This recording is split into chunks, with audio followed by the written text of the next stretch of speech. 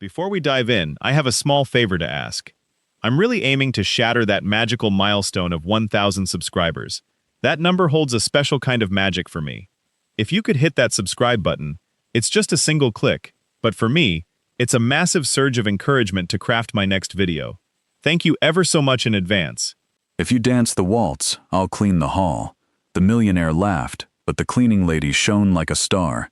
If you dance the waltz, I'll get on my knees and clean this hall with my own tongue, Adrian Velasco shouted, and 300 champagne flutes stopped halfway to 300 perfumed mouths. The entire hall erupted in laughter, laughter of silk, of diamonds, of ancient surnames, and at the center of that cruel laughter, small as a stain on the white marble, stood Lucia in her royal blue uniform, her immaculate apron, and her still damp yellow rubber gloves. She was 27 years old and had the greenest eyes the hall had ever seen. But at that moment, those eyes only looked at the floor she herself had polished hours before, at dawn, when none of those guests existed yet, and the Velasco mansion was merely silence and the echo of her mop. "Come on, don't be shy," Adrian insisted, taking a step forward in his perfect black tuxedo, a glass swinging between his long fingers. "I said what I said in front of everyone. If you dance the waltz like a true lady, I'll clean the hall myself." But of course, he turned to his guests with a shark smile. "Cleaning women only know how to push a broom, don't they?" More laughter. Behind him, 3 women approached like a trio of party-dressed birds of prey. Valeria, Adrian's fiancée, dazzling in her wine-red dress with fake emeralds that envied Lucia's real eyes. Beside her, Renata and Constanza, heirs to fortunes they had never counted, pointed with bejeweled fingers. "Look at her, she's trembling," Valeria mocked, putting a hand to her chest with false compassion. "Poor thing, she doesn't even know where to put her feet." "Dear Adrian, let her go back to her bucket before she wets herself with fear." The hall roared.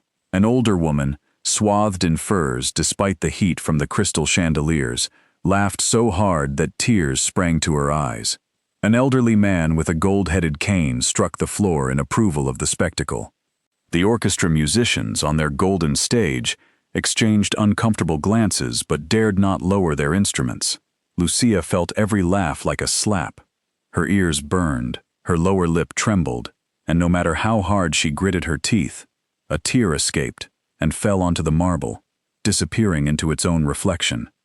She had arrived at that house only 3 weeks ago. She cleaned from 4 in the morning until nightfall, slept in a small room next to the kitchen, and sent almost her entire salary to a hospital in the south, where her mother was slowly fading away. She wasn't there to be laughed at. She was there to survive. That night, she had only left the service quarters because the floor manager had ordered her to refill the empty glasses on the main table.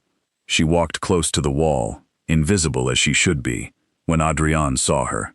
It was enough for her to stumble slightly on the carpet and for an empty glass to roll across the floor for the millionaire, drunk with power and champagne, to decide to make her the joke of the night. "You're not going to answer." Adrian leaned towards her, so close that Lucia could smell the expensive alcohol on his breath. "I'm offering you the opportunity of a lifetime, doll. Dance, show all these people you're worth more than the minimum wage. Or do you prefer to keep scrubbing toilets until you die?" Something broke inside Lucia. It wasn't exactly anger. It was something older, deeper. It was the memory of satin slippers hanging from a rusty nail in a room that no longer existed. It was her mother's voice, telling her many years ago, in another life, "When you dance, my daughter, even God leans in to watch." She lifted her gaze. For the first time in 3 weeks, Lucia looked Adrian Velasco directly in the eyes. And in that green, there was no fear, there was fire. "Do you promise, in front of everyone?" she asked. Her voice, though trembling, cut the air like a knife. "Do you promise to clean this hall if I dance the waltz?" A murmur spread. Adrian blinked, surprised that the creature had spoken. Then he smiled even wider, smelling victory. "I promise," he said, raising his glass. "Let everyone be witness. If this cleaning lady dances the waltz like a lady, I, Adrian Velasco, will get on my knees and clean every tile in this hall." He paused dramatically. "But when you fail, and you will fail, I'll fire you tonight, and you'll leave as you came, with one hand in front and one behind. "I accept," Lucia said. The ensuing silence was so dense that the crackling of the candles in the chandeliers could be heard. Valeria let out a nervous giggle. "This is going to be delicious," Constanza murmured. Lucia removed her yellow gloves, one and then the other. She let them fall to the floor, where they lay like two withered petals on the marble. With firm hands, she untied her apron and folded it with almost ceremonial care, placing it on the back of a golden chair. Beneath the royal blue uniform, her body suddenly straightened, transformed. Her back was straight, her neck long, her shoulders back. Something in her posture caused the laughter in the front row to die down, and no one knew why. "Maestro," Lucia said, turning toward the orchestra. The conductor, a gray-haired man in a worn tailcoat, looked at her in astonishment. "The Waltz of the Flowers, if you please. Tempo moderato." The conductor's eyes widened. This was not a request from someone who knew nothing about music. "But, excuse me, Miss Tchaikovsky," Lucia repeated softly. "And if you could let the strings breathe on the second measure. No need to rush." On the stage, the musicians looked at each other. The cellist, a veteran of orchestras who had played in theaters on 3 continents, felt a shiver run down his spine. That girl in the blue uniform had just spoken the secret language of professionals. He slowly raised his bow. Adrian frowned, confused for the first time all night. "What the hell? You wanted a waltz?" Lucia said, walking toward the center of the hall. Barefoot now, because she had also taken off her flat work shoes. "I'm going to give you a waltz." The hall fell silent. Breathing. 300 people who a minute before were laughing hysterically now watched in absolute silence as that barefoot woman advanced toward the center of the marble, as if walking towards an altar. Her feet, small and firm, made no sound. Her chin pointed to the golden ceiling. Her green eyes sparkled with tears that were no longer of humiliation. Valeria felt an icy knot in her stomach. Something was wrong. That woman didn't move like a servant. She moved like... No, it was impossible. "Adrian," Valeria whispered, grabbing his arm. "Adrian, stop this." But it was too late. The conductor gave the cue. The cello released the first deep, resonant note, like the sigh of a sleeping giant. Then the violins entered, weaving that melody into the air that millions of hearts recognize without knowing its name. And then, under the light of 1,000 crystals, Lucia closed her eyes and began to turn. It wasn't a clumsy turn, not the stumble everyone expected with cruel smiles already prepared on their lips. It was a perfect, fluid, infinite turn, a turn that seemed to defy gravity, as if the very air held her up. The flare of her blue uniform opened in the air, like the petals of a nocturnal flower. Her arms traced lines that no painter could replicate. Her neck tilted with the precise grace of a heron. The veteran cellist felt his eyes moisten without understanding why.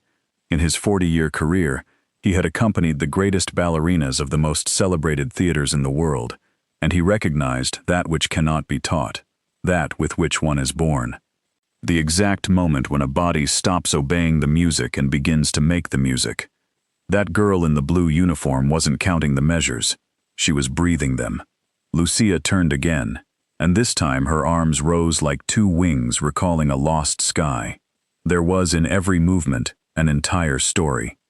The discipline of 1,000 dawns, the pain of bleeding feet inside satin slippers, the glory of applause that was once hers, and the night everything collapsed. Every gesture was a page from a life that these rich people had never suspected existed behind the mop. A glass slipped from Renata's hand and shattered on the floor. No one looked. The elderly woman in furs had stood up without realizing it, a hand on her chest. The elderly man with the gold-headed cane had his mouth open, and Valeria, the fiancée, felt her face drain of color at the same speed as the entire hall fell in love with the woman she had just called poor thing.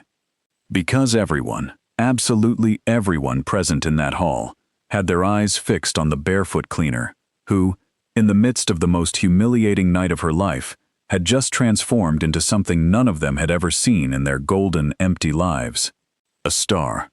And Adrian Velasco, the man who had everything, felt the champagne glass slip from his fingers and shatter at his feet, while a single word formed in his stunned mind. Who? Who are you? The final chord of the waltz hung suspended in the golden air of the hall, vibrating among the crystals of the chandeliers, as if the music itself were afraid to die. Lucia stopped the final turn with bone-chilling precision, one foot on the marble, the other tucked, arms open to the ceiling and chin held high, motionless as a Carrara statue. She wasn't trembling, she wasn't panting. Only a fine sheen of sweat glistened on her forehead, and from her closed green eyes, 2 slow tears fell, no longer of humiliation, but of something far more complex, the mixture of glory and pain of someone who, for an instant, touches what they thought was lost forever. The hall was mute. 300 people who 5 minutes before were roaring with laughter now dared not even breathe. The orchestra had lowered their instruments. The conductor, the old man in the worn tailcoat, had eyes full of tears, and his baton clutched to his chest, like someone holding a relic. And then someone began to applaud. It was the cellist. He stood up on the stage, leaned his cello against the chair, and clapped with a force that echoed in the silence. A solitary, stubborn applause, full of respect. 2 seconds later, the elderly woman in furs joined him, tears streaming down her powdered cheeks. Then the elderly man with the gold-headed cane, who tapped his cane on the floor and clapped at the same time, and suddenly, like a bursting dam, the entire hall erupted in a thunderous ovation. Men in tuxedos shouted, "Bravo!" Women in haute couture dresses stood up, unconcerned about their heels or protocols. The sound rose to the golden ceiling and made it tremble. Lucia opened her eyes. For a moment, she didn't understand. Instinctively, she searched for the cruel faces from moments before, still expecting mockery, but what she found were transformed faces, astonishment, admiration, tears. The same people who had pointed fingers at her were now applauding her standing up. She slowly lowered her arms, and for the first time in a long time, she didn't feel invisible. Amidst the ovation, one person did not applaud. Adrian Velasco remained standing in the same spot, with the remnants of his champagne glass shattered at his feet, looking at Lucia as if he had never seen a human being before in his life. His jaw was slack, his breathing ragged, and in his eyes was a storm of emotions he himself couldn't name: astonishment, shame, fascination, and something more, something that tightened his chest in a new and unknown way. "Impossible," he murmured. "It's impossible." Beside him, Valeria trembled with rage. The applause for Lucia sounded like slaps to her. Her perfect nails dug into Adrian's arm. "It's a trick," she spat through clenched teeth. "A mere pirouette is nothing. You saw it on the internet, I'm sure. Adrian, don't be fooled by a mere show." But Adrian wasn't listening. He took a step towards the center of the hall, as if pulled by an invisible force, then another. The crowd parted for him. He stopped about 10 feet from Lucia, who was now regarding him with a serenity that utterly disarmed him. "Who are you?" he asked. His voice, previously filled with scorn, now came out small, almost childish. "Who are you really?" Lucia didn't answer immediately. She bent down with elegant grace, picked up her yellow gloves from the floor, and straightened. Then, looking him squarely in the eye, she said in a voice low but perfectly audible in the restored silence, "I am the cleaner, Mr. Velasco. You said so yourself." "I only know how to wield a broom." The jab was precise. His own words reflected back like a mirror. A murmur rippled through the room. Someone let out a nervous laugh, but this time the mockery wasn't directed at her. Adrian's face flushed crimson. "I didn't mean to. You have a promise to keep." Lucia interrupted him, extending one of the yellow gloves, in front of everyone. "Or do the Velasco promises also get swept away with the broom?" The hall held its breath. The tension was electric. 300 pairs of eyes flickered between the barefoot cleaner and the humiliated millionaire. Valeria stepped forward, furious. "This is ridiculous. Adrian is not going to kneel and clean anything for some promise." "It is a promise!" roared the old man with the gold-headed cane, striking the floor. It was Don Augusto Mendizábal, the richest and most feared man in the region, and his word held more weight than any contract. "In my day, a gentleman who broke his word ceased to be a gentleman," Didn't he, young Velasco? Or did your father teach you nothing? The mention of his father darkened Adrian's face. He clenched his fists, looked at the yellow glove Lucia held in the air. He looked at the 300 guests who were waiting. He looked at Valeria, pale with rage. And finally, he looked at the woman with the green eyes, who, barefoot and in a sweat-dampened uniform, held his gaze unflinchingly, without fear, without apologizing for existing. In that instant, Adrian Velasco understood that that night, something had changed forever, and he didn't know if it was for his ruin or his salvation. Slowly, to everyone's astonishment, the millionaire removed his tuxedo jacket, let it fall onto a chair, rolled up the sleeves of his white silk shirt, and took the yellow glove from Lucia's hand. A strangled gasp went through the room. "Adrian, don't!" Valeria cried. "You're humiliating yourself for a servant." But he had already knelt on the gleaming marble. 300 people watched, wide-eyed, as the heir to the Velasco Empire, the most sought-after bachelor in the city, slipped on a yellow cleaning glove and ran his hand over the floor, collecting the shattered fragments of his own champagne flute. Cell phone cameras rose throughout the hall. Flashes, murmurs. The video that would circle the globe was being recorded at that very moment, though none of them knew it yet. Lucia watched him from above. There was no triumph on her face, only a strange, ancient sadness, because as she looked at the man kneeling, a memory pierced her chest like a knife. Another rich man, another powerful surname, another broken promise years ago, and the name of the family that had ruined her life. Velasco, the same surname as the man now cleaning the floor at her feet.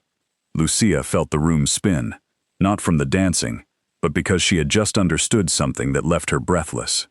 She hadn't arrived at this mansion by chance. Nothing that had happened that night was by chance. From the orchestra platform, the old conductor carefully descended the steps, approached Lucia, and whispered in her ear in a trembling voice, something only she heard. "I saw you dance 7 years ago, child, in the Grand Theater. You were the greatest promise ever to grace that stage. They called you the Green Star. What happened to you? What in God's name did they do to you?" Lucia closed her eyes, and a tear, this time of pure pain, rolled down her cheek. "They took everything from me, maestro," she whispered. "And the surname of the man who took it is kneeling right there, cleaning the floor." The conductor followed her gaze to Adrian and paled.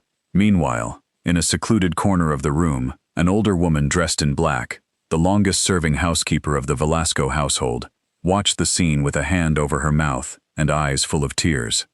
Doña Remedios had served this family for 40 years, and as she recognized the face of the cleaner who was dancing, as she saw those unmistakable green eyes, a secret buried for nearly a decade began to stir from its grave. "My God," Doña Remedios murmured, crossing herself with trembling hands. "It's her. She's back. The deceased's daughter has returned to this house, and no one knows what she's about to unleash." Adrian finished collecting the shards, stood up, still wearing the yellow glove, and looked at Lucia with an intensity that made the young woman's heart, against her will, give a treacherous leap. "I kept my promise," he said softly.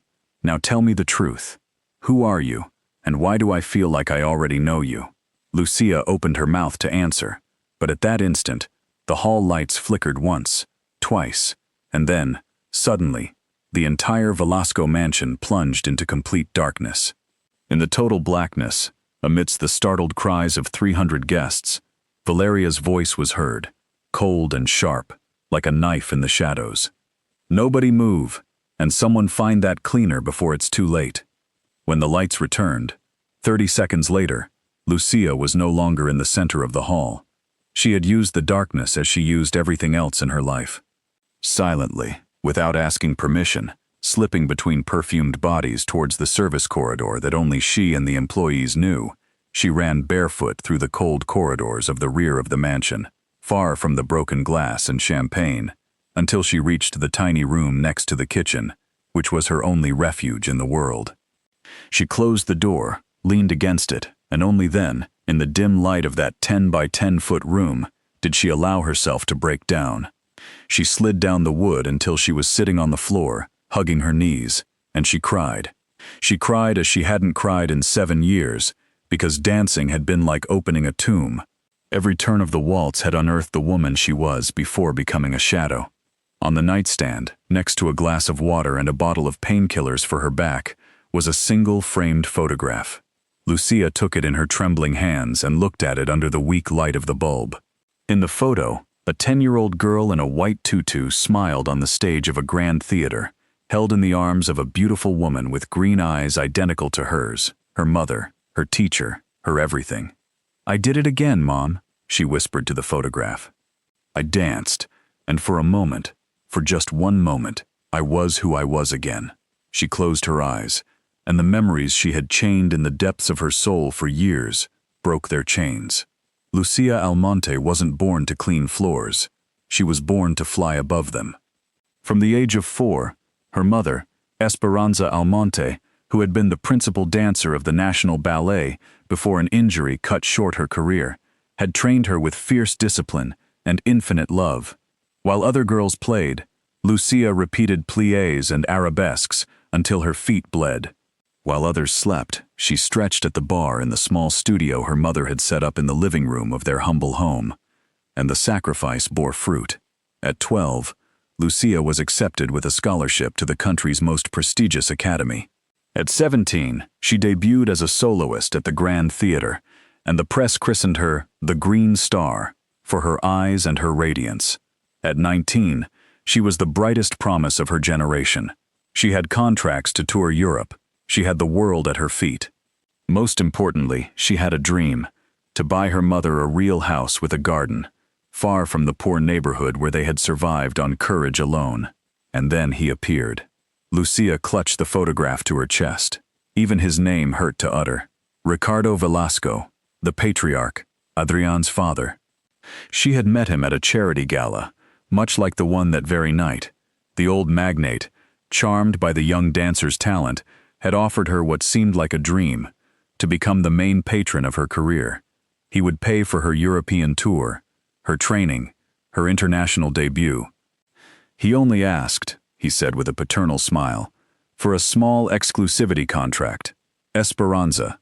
Her mother distrusted him from the first moment, but Lucia, young, dazzled, hungry for glory, signed. She signed papers she didn't fully understand, papers drafted by the Velasco lawyers, with venomous words hidden among elegant clauses. What Lucia didn't know was that Ricardo Velasco didn't invest in dreams. He invested in debts, and that patronage contract was actually a disguised loan, with impossible interest rates and a terrifying guarantee. If the young woman violated any clause, everything she and her family owned would pass into the magnate's hands. The blow came 6 months later. Lucia's mother, Esperanza, fell gravely ill. Her heart needed urgent and extremely costly surgery. Lucia had to cancel an important performance on her tour to care for her. That was enough.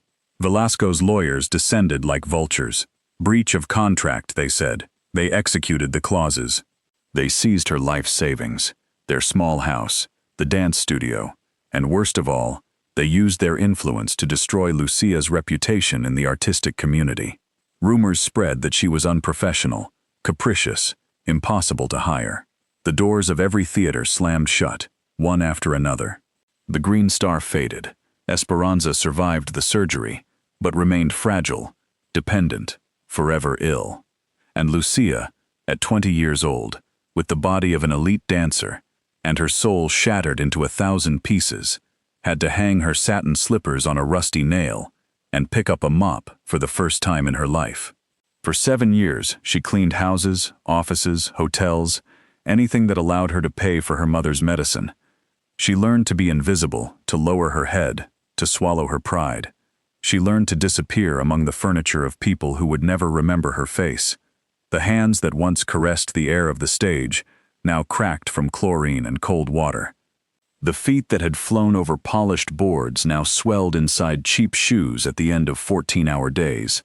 And at night, when she thought no one was watching, she would sometimes find herself executing a port de bras in front of a fogged-up bathroom mirror she had just scrubbed, just to remind herself that she had once been something else. Then she would hate herself for doing it. She buried the dancer so deep she almost forgot her, until that night, Lucia opened her eyes in her dark little room. Rage, cold and old, coursed through her veins.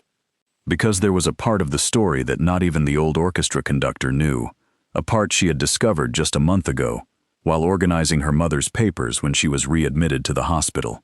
Among those yellowed documents, Lucia had found a letter, an old letter written by her mother and never sent. And in that letter, Esperanza confessed a secret that chilled her blood, that her relationship with the Velasco family hadn't begun at that charity gala, but had originated much earlier, from an even deeper betrayal, buried in the past of both families. Lucia hadn't landed the job at the Velasco mansion by chance. She had lied on her application. She had used a false last name. She had schemed for months to get this position, because she had a mission. She had come to this house to reclaim something the Velascos had stolen from her, and to unearth the truth about who she really was. A soft knock on the door jolted her. Lucia. The voice belonged to Doña Remedios, the elderly housekeeper. "It's me, child. Open up, please. We need to talk. I know who you are. I know where you come from. And if you don't listen to me tonight, you're going to make a mistake that could cost you your life." Lucia slowly got up, put away the photograph, wiped her tears, and with her heart pounding against her chest, opened the door. Doña Remedios stood there, dressed in black, a candle in her hand, her face etched with wrinkles and tears. She looked at Lucia for a long moment, as if seeing a ghost. "You have her eyes," the old woman murmured. "Your mother's eyes and those of—" She stopped, trembling. "My God, you shouldn't have come here, child. You don't know what's buried in this house." "I came precisely for that," Lucia replied firmly, though her whole body trembled inside. "I came for the truth. My mother is dying in a hospital in the south, Doña Remedios. She has weeks, maybe days left, and before she closes her eyes forever, I swore I would find out what the Velascos did to us. Why did they tear everything from us? Why did they condemn us? You will tell me everything." The old woman stepped into the small room, closed the door behind her, and lowered her voice to a whisper.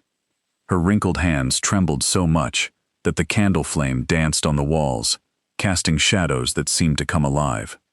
"Before dawn, you will know why your mother hid the truth from you your entire life. And why young Adrian, the same one who knelt to clean the floor for you tonight." The old woman swallowed. "He is much more connected to you than either of you imagines." Lucia felt the ground shift beneath her bare feet. "What do you mean by that?" she whispered. "What does Adrian have to do with me?" Doña Remedios looked at her with infinite pity, extended a trembling hand, and stroked her cheek, as if Lucia were the little girl in the white tutu from the photograph. "I mean, my poor child, that this family took much more from you than your career and your home. They took something you don't even know you had." The old woman closed her eyes. "And when you discover it, you will have to choose between the revenge you came to seek and a love you never imagined possible, not even in your worst nightmares." But Doña Remedios didn't get to tell her secret that night. She had barely opened her mouth to begin when firm footsteps echoed in the service corridor. Someone was coming. The old woman brought a finger to her lips, blew out the candle, and slipped through a side door with surprising agility for her age, leaving Lucia alone in the darkness, her heart racing, a half-born secret burning in her chest. The door to the small room burst open. It was Adrian. He still had his silk shirt sleeves rolled up, his face contorted. In his hand, he held the flat work shoes Lucia had abandoned in the salon. When he saw her, standing there in the dim light, he exhaled the breath he had been holding. "I looked for you all over the house," he said, and there was an urgency in his voice that he himself didn't recognize. "You left. You disappeared." He stopped, unable to finish the sentence. "Take your shoes." Lucia didn't move. "You don't owe me anything, Mr. Velasco. You've fulfilled your promise. You can go with your guests." "I don't want to go with my guests." Adrian entered the small room. Suddenly it seemed too large for that tiny space, too out of place, his 100,000 peso tuxedo in a room with a single light bulb and a narrow bed. "I want to understand what happened out there. I want to understand how a woman who cleans my floors can dance like I've never seen anyone dance in my life." And I want to understand why I feel like I know you from somewhere, even though I know it's impossible. It's impossible, Lucia said coldly. You and I couldn't come from more different worlds. Then explain it to me. Adrian took another step. The moonlight streamed through the small window, half illuminating the young woman's face. Who taught you to dance like that? Lucia looked at him, and for a moment, the rage she felt toward the Velasco name clashed against something unexpected, the raw sincerity in the man's eyes. He wasn't the arrogant millionaire who had humiliated her. He was someone lost, searching for something he couldn't name. My mother, she finally replied in a low voice. My mother taught me. She was a dancer, the best of her time. And where is she now? Dying in a hospital I can barely afford. The words came out sharp. That's why I clean your floors, Mr. Velasco. Not out of pleasure, but out of necessity. Something shifted on Adrian's face. Guilt, an emotion that rarely visited men of his class, crossed his features. What's your name? He asked. Your name is real. On your file it says Lucia Ramirez, but I suspect even that isn't true. Lucia held her breath. He was astute, more than she had calculated. My name is Lucia, she said, choosing each word carefully. The rest is none of your business. Adrian looked at her for a long moment. Then, to both their surprise, he smiled. A tired, almost sad smile. Tonight, you made me look like an idiot in front of the entire city's high society. You literally brought me to my knees. He shook his head. Do you know how many people have tried to humiliate me in my life and failed? And you, he corrected himself quickly. A woman I cruelly set a trap for. And in 5 minutes, you've given me the greatest lesson of my life. Thank you. Lucia blinked, taken aback. She hadn't expected gratitude. I didn't want to give you a lesson. I just wanted you to stop laughing at me. Well, you succeeded. Adrian placed the shoes on the nightstand, next to the framed photograph. His eyes lingered on it for a second. The girl in the tutu, the woman with green eyes, frowned, as if something seemed vaguely familiar, but said nothing. Tomorrow, we'll talk. I want to propose something. I'm not interested in your proposals. You will be interested in this. He headed for the door, but before leaving, he turned back. Lucia, what I said tonight, what I said in front of everyone, about the broom, about the minimum wage, it was wrong, very wrong. I'm a man accustomed to getting my way, to using people, to not looking at those beneath me. But for the first time in a long time, tonight someone forced me to look, and I saw a human being. Forgive me. And he left. Lucia stood in the darkness, trembling. This wasn't part of her plan. Her plan was to hate them all. Her plan was cold, precise revenge. But the man who had just apologized to her didn't fit into her plan, and that scared her more than any humiliation. She sat on the edge of the narrow bed and buried her face in her hands. How was this possible? For 7 years, she had fed her hatred for the Velasco name like someone feeding a bonfire to avoid dying of cold. That hatred had kept her alive, had pulled her out of bed each dawn, had given her the strength to push the mop one more day. And now, in a single night, the son of the man who had destroyed her had carefully returned her shoes. He had apologized to her, looking her in the eyes, and spoken to her as no one had in years, as if she mattered. No, Lucia told herself in a low voice, clenching her fists. Don't be fooled, he's a Velasco. You came to this house to reclaim what was stolen from you, not to fall in love with your own enemy. Remember your mother, remember what they did to you. But her heart, that traitor, was already beating differently. Far from there, in the master suite of the West Wing, Valeria paced like a caged tigress, still in her burgundy dress, barefoot, her makeup smeared by rage. That woman will pay, she seethed. Who does she think she is? A cleaner, a nobody. She made Adrian kneel in front of everyone, in front of the Mendiable family. Tomorrow the whole city will be talking about this. Seated in a leather armchair with a glass of whiskey in his hand, a man watched her in silence. It was Fernando, Adrian's cousin, second in line to the Velasco Empire, and a man whose smile never reached his eyes. Calm down, cousin, he said in an oily voice. Your hysteria solves nothing. Don't tell me to calm down. My wedding to Adrian is in 2 months. 2 months. And suddenly this cheap dancer appears to get in the way. Did you see how he looked at her? Fernando smiled, and this time it was a dangerous smile.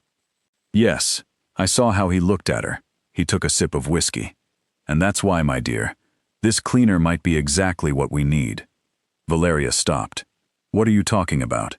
I'm talking about you wanting the Velasco name and the fortune that comes with it. And I, Fernando's eyes gleamed, I want that fortune too. All of it. Adrian is the only obstacle between the inheritance and me. If Adrian falls from grace, if the entire city sees him losing his mind over a servant, if his reputation is ruined, and his grandfather, Don Augusto, disinherits him for being an idiot. Valeria began to understand. A cruel smile spread across her lips.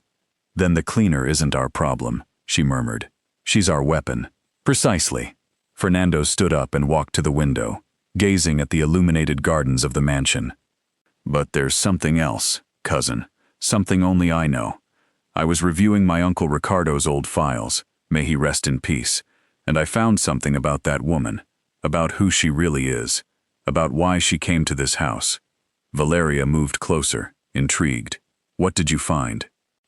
Fernando turned to her, and the moonlight gave his face an almost diabolical aspect.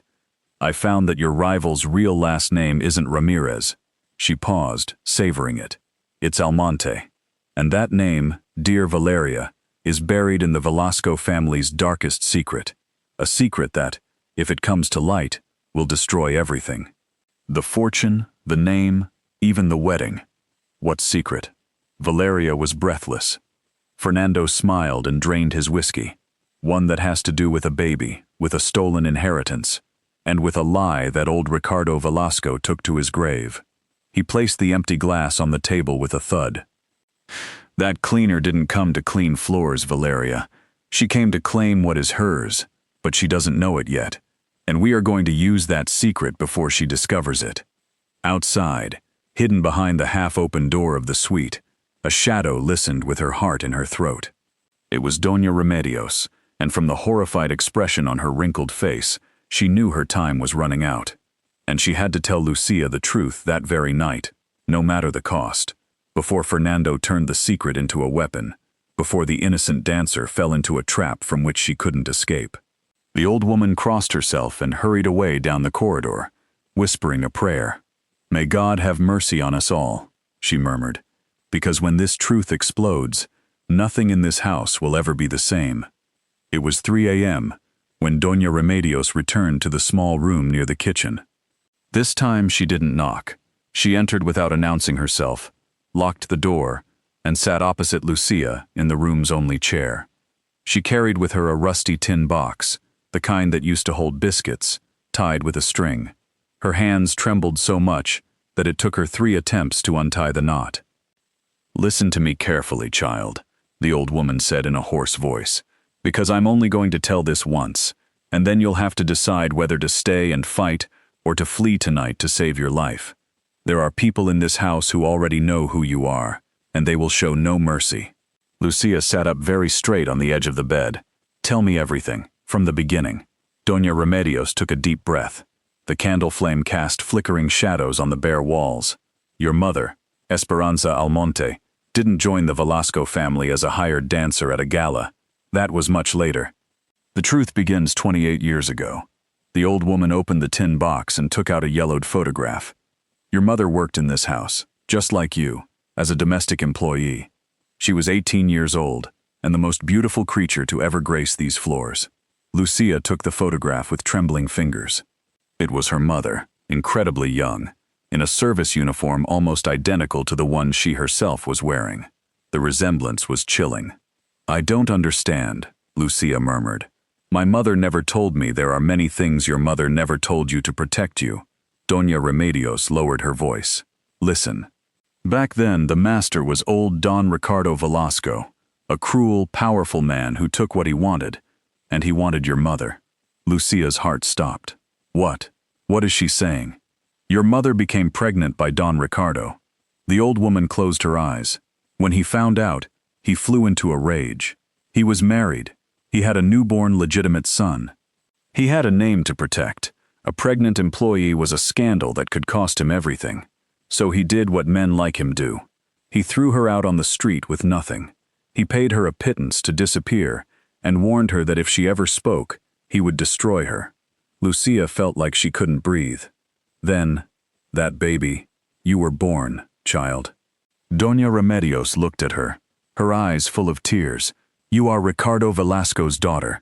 You are a Velasco by blood, and that means one thing that changes everything. Young Adrian, the man who knelt tonight to clean the floor for you, is your half-brother. The silence that followed was absolute.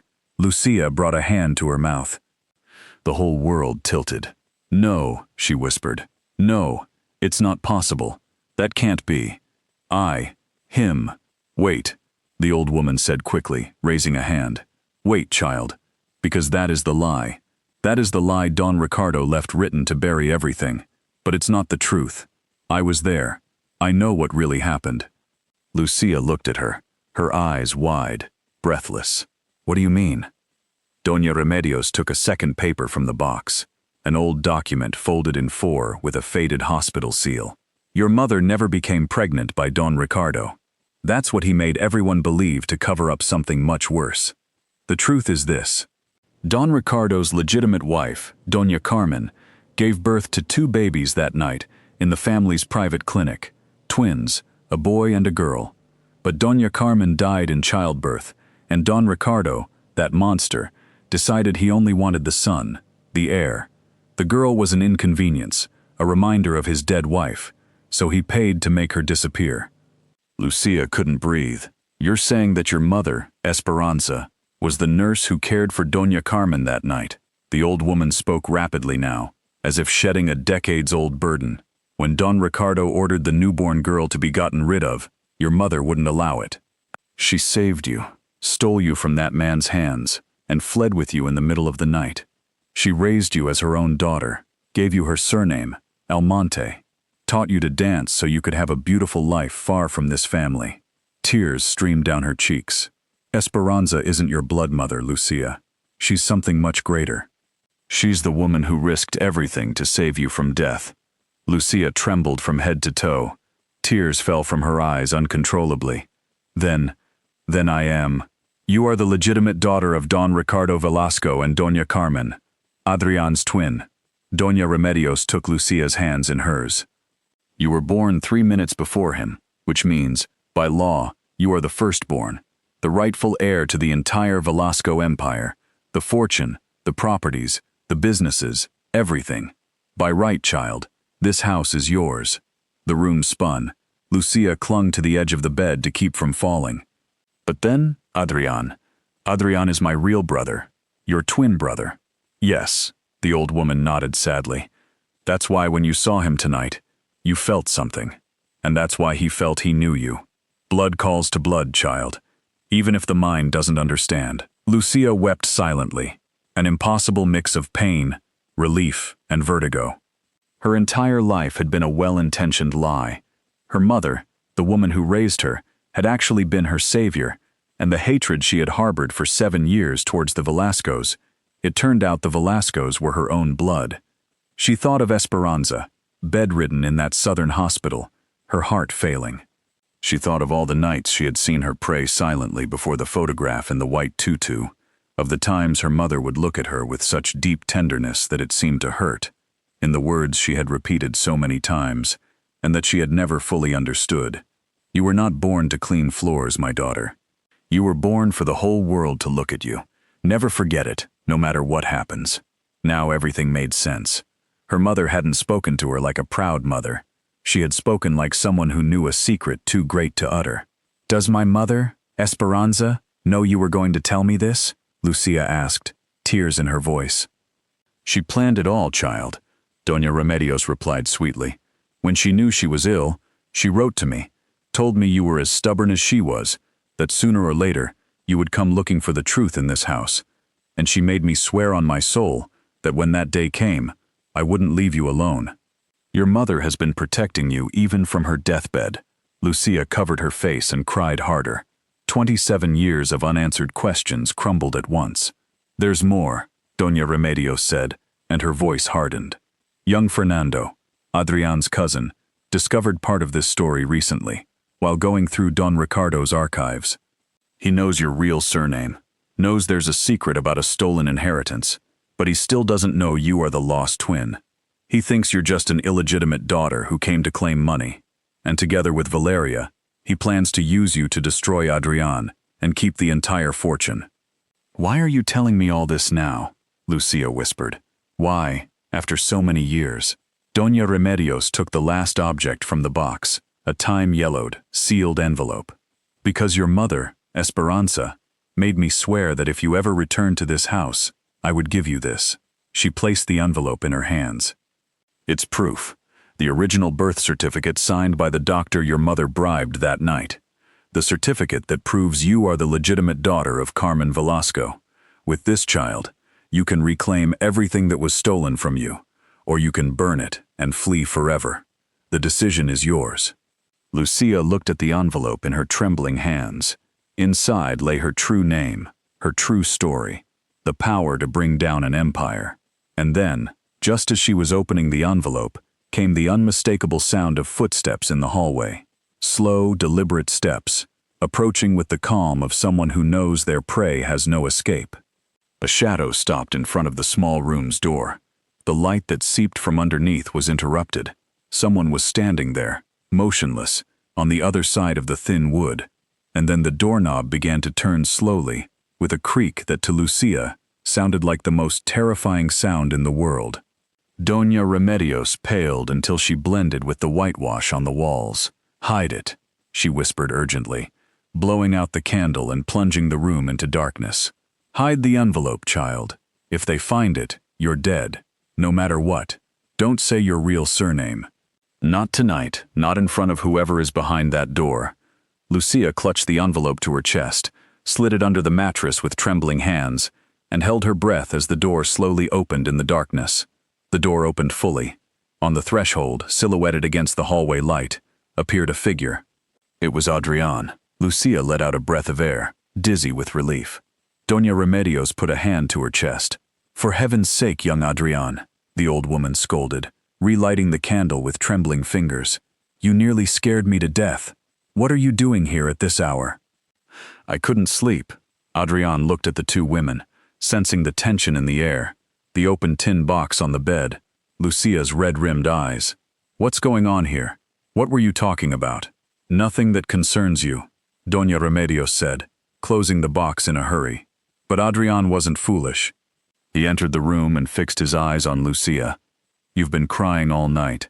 There are secrets in this house that have been in the air since you arrived, and I have the right to know what's happening under my own roof. Lucia opened her mouth, but Doña Remedios silenced her with a fierce look. Not yet. It's not the time, Mr. Velasco, Lucia said, choosing each word as if walking on glass. I thank you for your concern, but I'm fine. I was just remembering my mother. Tomorrow, if you still want to propose something to me, we'll talk. Tonight, I need to rest. Adrian looked at her for a long moment. He knew she was hiding something, but he also saw the deep weariness on her face, and for once in his life, he decided to respect another person's silence. All right, he said, tomorrow. Before leaving, he paused on the threshold. Lucia, whatever your secret is, if someone in this house threatens you, I want you to come to me. Do you understand? I don't know why, but I feel I have to protect you. And he left, unaware that he had just promised protection to his own sister. The next day dawned gray and storm-laden, as if the sky foresaw the tempest that would break in the Velasco mansion. Mid-morning, Valeria executed her strike. She gathered Don Augusto Mendizabal, Adrian's maternal grandfather and the feared patriarch of the family, Fernando, Adrian, and a dozen employees in the grand hall, and with perfectly rehearsed crocodile tears, she made her accusation. Don Augusto, I don't know how much this pains me, Valeria said, dabbing a handkerchief to her dry eyes. But last night, after the gala, Doña Carmen's emerald necklace disappeared, the family's most valuable jewel, the one your late daughter wore on her wedding day. She paused theatrically, and then turned, finger pointed, towards the cleaner's room, and I found it. A murmur of horror swept through the hall. Two guards dragged Lucia to the center, holding up the famous emerald necklace. It was hidden under her mattress, Valeria proclaimed triumphantly. This woman not only humiliated Adrian last night, she's a thief, a common thief who infiltrated this house to rob us. Lucia felt the blood drain from her face. Under the mattress, the same place where she had hidden the sealed envelope, Valeria had searched her room. She would have found the document too. I didn't steal anything, Lucia shouted. I've never seen that necklace in my life. Of course you deny it, Valeria scoffed. All thieves do. Don Augusto, I demand that the police be called and she be taken to prison right now. Don Augusto, the old man with the gold-headed cane, looked at Lucia with his hard, narrowed eyes, the same woman who had dazzled him with her beauty the night before. It's a very serious accusation, young lady, he said in a grave voice. Do you have anything to say in your defense? Lucia looked around desperately. She saw Valeria's face contorted with triumph. She saw Fernando in a corner with a barely contained smile. She saw Adrian, pale, torn between doubt and something deeper. And she saw Doña Remedios by the door, her eyes full of tears and a fierce determination. I did not steal that necklace, Lucia said firmly, standing tall as she had the night before. It was planted on me, and whoever did it made a mistake. Valeria laughed. And what mistake would that be, dear? Before Lucia could answer, a voice cut through the air from the doorway. The mistake of not counting me in. All heads turned. It was Doña Remedios. The elderly woman advanced to the center of the hall with a firm step no one had ever seen her possess, holding a telephone and an old leather-bound ledger book aloft. I've been serving this family for 40 years, she declared in a powerful voice. 40 years looking after every jewel, every key, every secret of this house. And I know that necklace better than anyone. She turned to Don Augusto.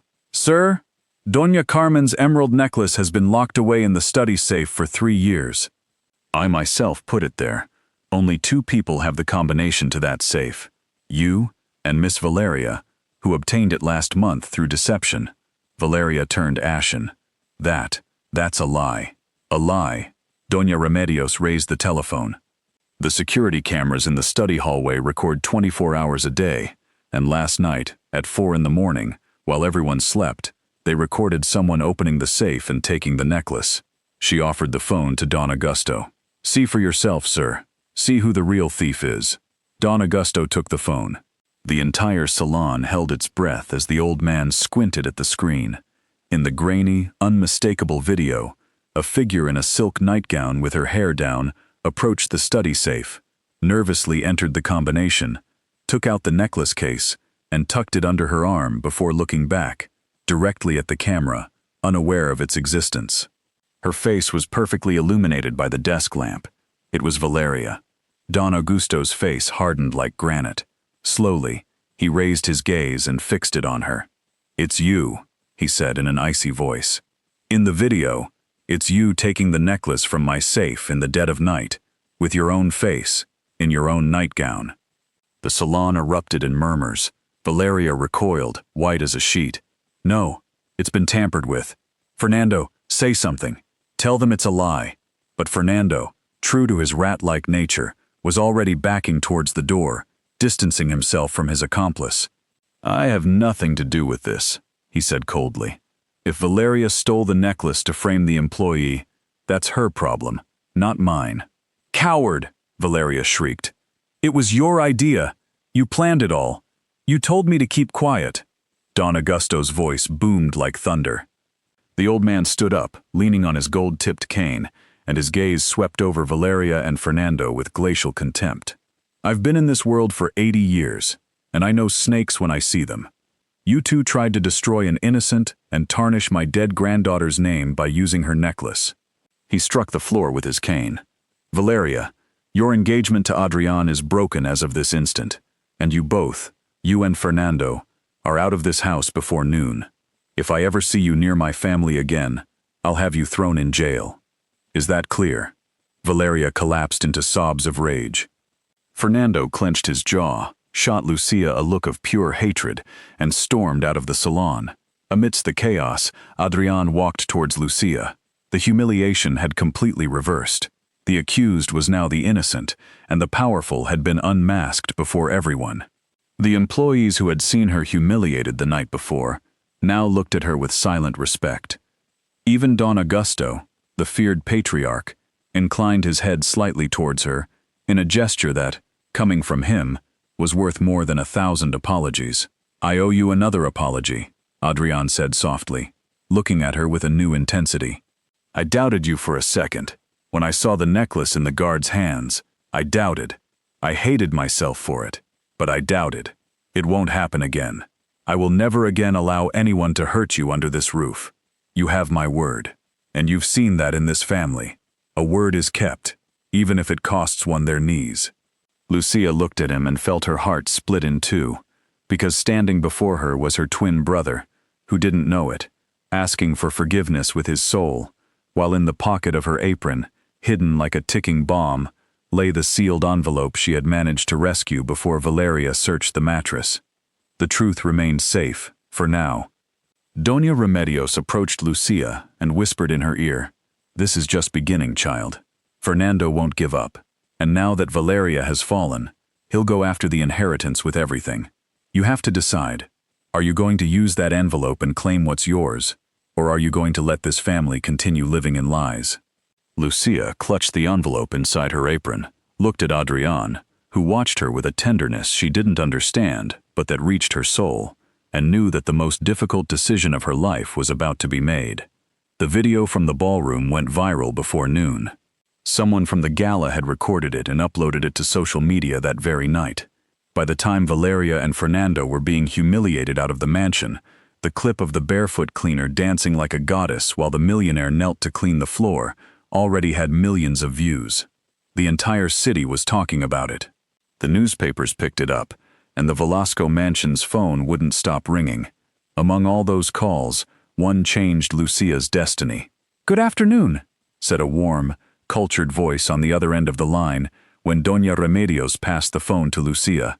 "My name is Maximiliano Brenner. I'm the artistic director of the International Ballet." "I saw the video. I've watched it about 30 times, to be honest." He paused. "Miss, 7 years ago, I was in the audience at the Grand Theater, the night a young woman named La Estrella Verde debuted as a soloist.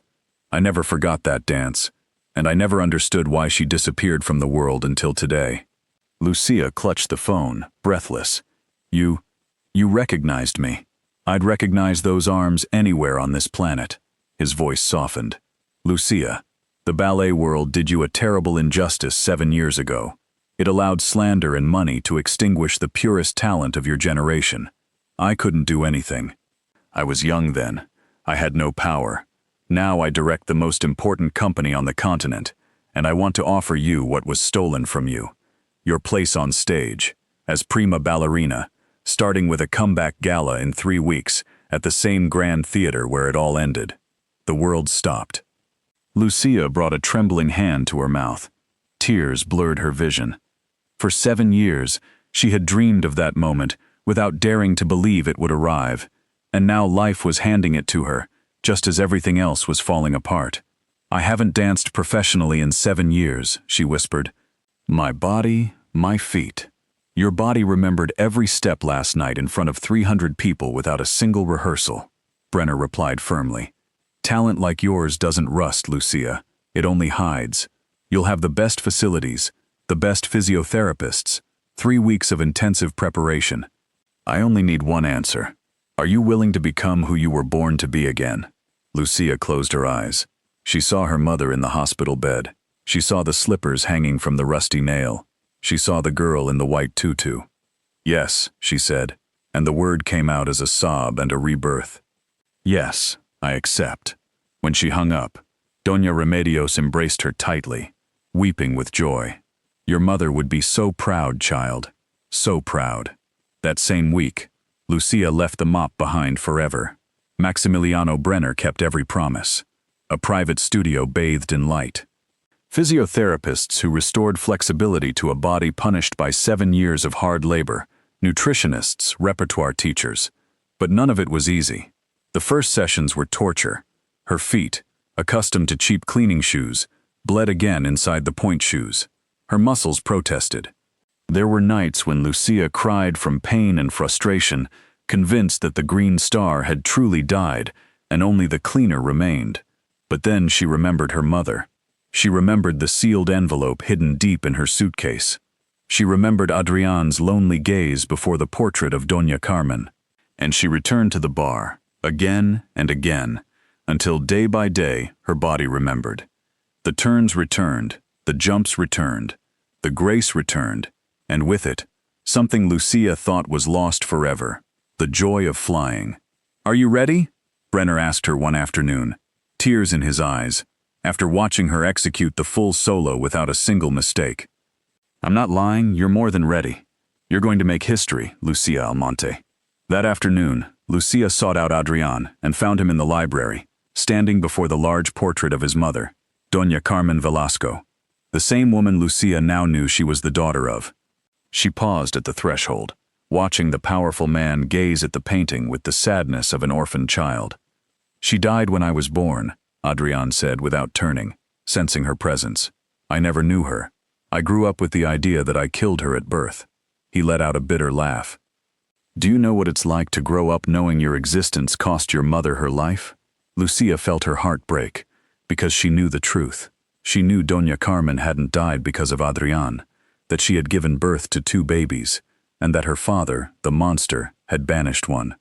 She knew she herself was living proof that Adrian wasn't alone in the world.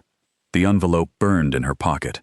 "Adrian," she said softly, "what if I told you your mother didn't die because of you? What if I told you you're not as alone in the world as you think?" He turned, bewildered. "What do you mean?" Lucia took a step forward. It was time. She held the truth in her hands, the power to bring down an empire, to claim her inheritance, to avenge 7 years of misery. All it took was pulling out the envelope and showing the birth certificate. But then she looked into Adrian's eyes, eyes that were like hers, and understood something that shook her to her very core. She hadn't come looking for money, not really. She had come looking for a family, and the family was right there before her, looking at her with the same loneliness that had accompanied her entire life. If she pulled out the certificate now, amidst the scandal with Fernando lurking and the press all over them, the truth would become a weapon, a battle for inheritance, dirty headlines. Adrian would think she had only come for the fortune, and that would destroy the only thing that truly mattered to her. Lucia made a decision. "I mean," she replied sweetly, pushing the envelope deeper into her pocket, "that the people who truly matter never leave you alone, even if it takes years to find you." She smiled through tears. "Adrian, I'm leaving the mansion. I've been offered to return to dance at the Grand Theater as prima ballerina." Adrian's face went through 1,000 emotions. Surprise, joy, and then something akin to fear. "You're leaving," his voice cracked. "Just like that, Lucia. Ever since you arrived, everything has changed. I don't know what this is I feel. I've never felt the need to care for someone, to protect them, to—" He stopped, confused by his own words. "I don't want you to go." Lucia felt a pang in her chest. He was interpreting as romantic love what was in reality the call of blood, the bond of 2 twins separated at birth, and she couldn't tell him. "Not yet," she said, taking his hand tenderly. "What you feel is real, and it's deeper and more beautiful than you can imagine. Trust me, when the time comes, you'll understand everything.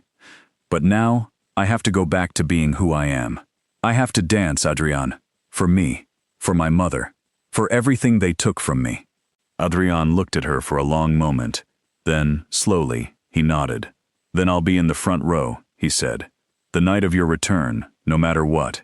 And when you finish dancing, you're going to tell me that secret you've been carrying in your eyes since you arrived. Deal?" "Deal," Lucia whispered.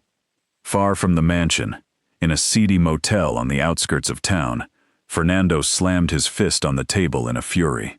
Valeria, broken, wept in a corner. "It's over, Fernando," she sobbed. "Don Augusto kicked us out. We've lost everything." "We haven't lost anything yet," Fernando hissed, pulling an old folder from his briefcase. "That cleaning lady has a secret worth millions. I know it, and I'm going to find out exactly who she is before the gala." He opened the folder and spread out yellowed documents, stolen from Don Ricardo's files. Almonte, Almonte, he murmured, flipping through the pages with feverish fingers. Here you are. A nurse named Esperanza Almonte, employed by the Velasco Clinic, fired 27 years ago, the same night she was arrested. Her eyes widened. The same night Doña Carmen died, the same night of the birth. A cruel smile contorted his face. My God, it can't be. The cleaning lady didn't come for money. She came because she is the inheritance. Valeria raised her head, alarmed. What are you talking about? Fernando slammed the folder shut, his eyes glinting with greed and malice.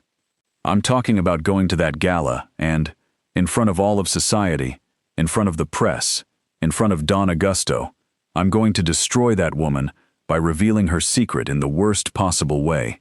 I'll rise. If I don't get the Velasco fortune, my dear, I'll make sure no one else does, not even the lost twin. Outside, the storm finally broke over the city, and only 3 weeks remained until the night all secrets would come to light. Beneath the lights of the very same stage where, 7 years prior, a star had been extinguished. The night of the return, the Grand Theater was packed to the last seat. 3 weeks had passed. The same stage where, 7 years prior, a star had been extinguished, now blazed under the lights, awaiting its resurrection. In the stalls, among the cream of society, sat Adrian Velasco in the front row, his heart in his mouth. Beside him, Don Augusto, leaning on his gold-headed cane.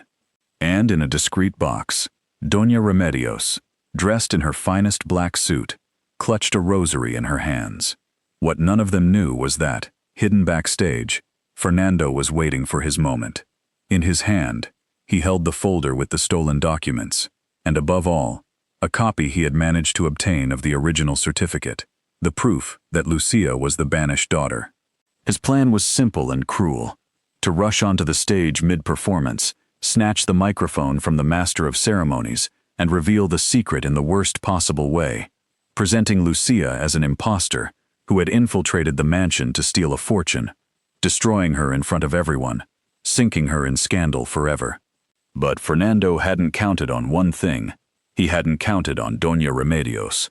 The old woman had seen him slip backstage, and as the lights dimmed and the orchestra tuned, she silently approached Don Augusto and Adrian, and placed something in their hands that changed everything.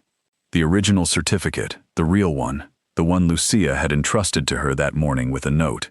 If tonight everything goes wrong, let you tell the truth, not my enemies.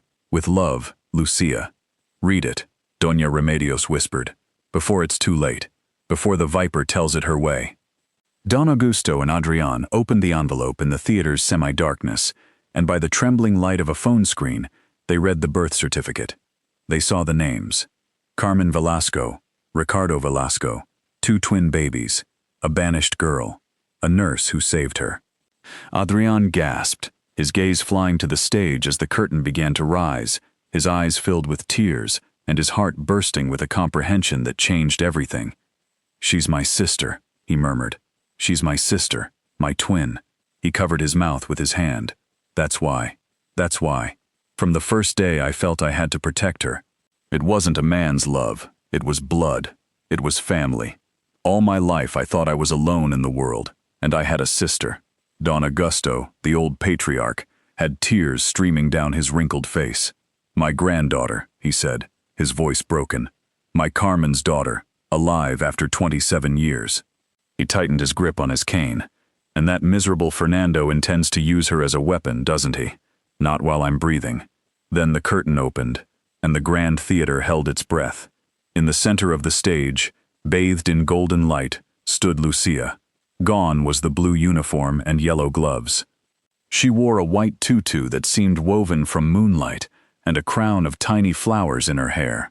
She was more beautiful than ever, transformed, radiant. The green star had returned. The orchestra began, and Lucia started to dance. It was the dance of her life. Every leap was a response to 7 years of humiliation. Every turn, a love letter to the mother who had saved her. Every gesture of her arms told a story without words. That of the banished baby, that of the invisible cleaning lady, that of the woman who refused to die. The audience wept, laughed, held its breath. Lucia wasn't dancing on the stage. She was setting it ablaze with pure beauty. And it was precisely at the climax, as Lucia soared in an impossible leap, that Fernando burst from backstage, microphone in hand, his face contorted with hatred. "Stop the show!" he roared. "That woman is a fraud! She's a servant who infiltrated the Velasco family to steal a fortune. Her real name is Lucia Carmen Velasco, my granddaughter," boomed a voice from the stalls, suddenly amplified by the master of ceremonies microphone, which Don Augusto had snatched. "Legitimate daughter of my daughter Carmen Velasco, and heir to this family." The entire theater turned to the old man who had risen to his feet, erect despite his years, holding the birth certificate aloft. "This is the proof," Don Augusto proclaimed. 27 years ago, my son-in-law Ricardo Velasco committed the vilest crime. He banished one of his own newborn daughters because he only wanted a male heir. A brave nurse, Esperanza Almonte, saved her from death and raised her as her own. This woman you see dancing is not an imposter. She is the legitimate firstborn of the Velascos, and the only imposter here is this wretch who tried to destroy her out of greed. The theater erupted. Fernando, pale with panic, tried to flee, but 2 guards immediately seized him. "Take him away," Don Augusto ordered, "and have the police waiting for him outside for document theft, fraud, and whatever else my lawyers can find, and ensure he never comes near my family again." As Fernando was dragged away, screaming curses, Lucia on stage had stopped dancing. She trembled, tears streaming down her made-up face. She scanned the sea of faces for a single one, and Adrián was already ascending the stage. He strode across the boards and stopped before her, his eyes brimming with tears. "Sister," he said, his voice broken. "You're my sister. All my life I felt alone, incomplete, as if half of me was missing. And it was you. It was always you." He took her hands. "Forgive me for how I treated you that first night. Forgive me for the mockery, for the humiliation, for pointing the finger at you. I didn't know I was humiliating my own blood." Lucia embraced him. For the first time in her life, she hugged someone who was truly hers. "There's nothing to forgive, Adrián. I came to this house seeking revenge, and I found a brother. Life took everything from me, and then it gave me back the only thing that truly mattered." The entire theater, on its feet, wept and applauded at the same time. 3,000 people witnessing the reunion of twins separated at birth. Don Augusto also ascended the stage, slowly but firmly, and embraced his 2 grandchildren at once. "My family," the old man murmured. "My family, finally complete. Carmen, my child, wherever you are, our daughter has come home." Later that same night, Lucia called the Southern Hospital. The phone was brought to Esperanza, weak but conscious. "Mom," Lucia whispered, "I did it. I danced again, and I found the truth. I found my family. Thank you. Thank you for saving me. Thank you for everything. You are and always will be my true mother." On the other end of the line, through tears, Esperanza Almonte smiled, her soul at peace. "You shone, my daughter," whispered the woman who had saved her. "As always, I knew you would shine like a star." A year later, the Grand Theater was filled again, but this time not for a performance, but for a wedding. Not Lucia's. She had found love in Maximiliano Brenner, the man who had given her back her wings, and she would marry him the following spring. The wedding that night was Adrián's. He had learned from his sister what it was to truly love, far from the Valerias and the appearances. He was marrying a young schoolteacher, humble and kind-hearted, whom he had met doing volunteer work, something the old Adrián would never have done. And when the orchestra played the waltz, the Velasco siblings took the dance floor together, to the emotional gaze of Don Augusto and all of society, who had once laughed at a barefoot cleaning lady. Lucia, radiant in a gala gown, extended her hand to her brother. "Will you dance the waltz with me, brother?" she asked with a mischievous smile. "Or do you prefer to clean the hall?" Adrián let out a laugh, a clean, happy laugh, so different from that cruel laugh on the first night.